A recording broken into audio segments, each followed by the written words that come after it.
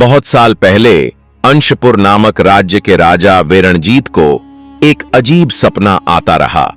एक झील के किनारे खड़ी एक स्त्री जो चांद की तरह चमकती है और कहती है, मुझे ढूंढो, समय बहुत कम है।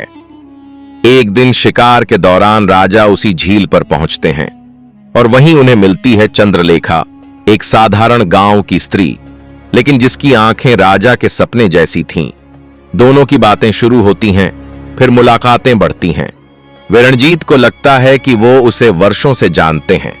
वो कहते हैं, मैंने तुम्हें जन्मों से खोजा है। चंद्रलेखा मुस्कुराती है पर कुछ नहीं कहती। राजा वेरणजीत चंद्रलेखा से विवाह करते हैं।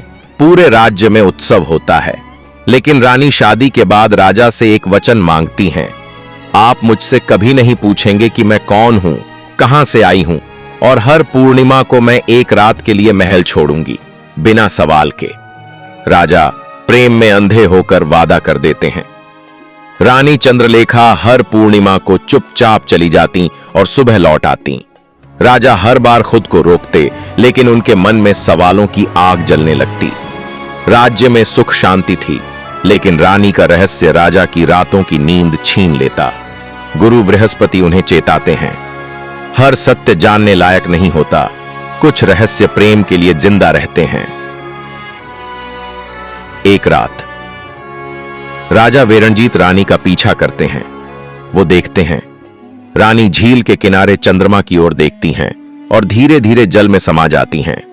राजा दौड़ते हैं, लेकिन बहुत देर हो चुकी होती है। तभी आकाशवाणी होती है, राजा वेरणजीत, तुमने वचन तोड़ा।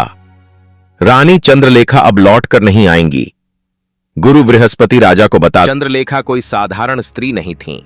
वो चंद्रलोक की अप्सरा थीं, जिन्हें स्वर्ग से प्रेम की सजा मिली थी। उन्हें धरती पर प्रेम का पाठ सीखना था, और अगर किसी ने उनका सच जान लिया तो वो वापस अपने लोक लौट जाएंगी। राजा फूट फूट कर रोते हैं। राजा हर पूर्णिमा को उसी झील के किनारे जाते हैं और रानी की तस्वीर के सामने दीप जलाते हैं। कई वर्षों बाद एक पूर्णिमा की रात झील का पानी चमकता है और एक स्त्री की परछाई उभरती है। जब तक प्रेम में धैर्य और विश्वास था, मैं तुम्हारे पास थी। आज भी वही प्रेम है, पर अब हम दो लोकों के हैं। राजा मुस्कुराते हैं, आंखों से आंसू बहते हैं, पर वो कुछ नहीं पूछते। कहते हैं, राजा वेरणजीत ने जीवन भर विवाह नहीं किया, और हर पूर्णिमा की रात आज भी झील के किनारे एक दीप जलता है और चांद थोड़ा और उजला हो जाता है। प्रेम सिर्फ साथ रहने का नाम नहीं, विश्वास और त्याग का नाम है।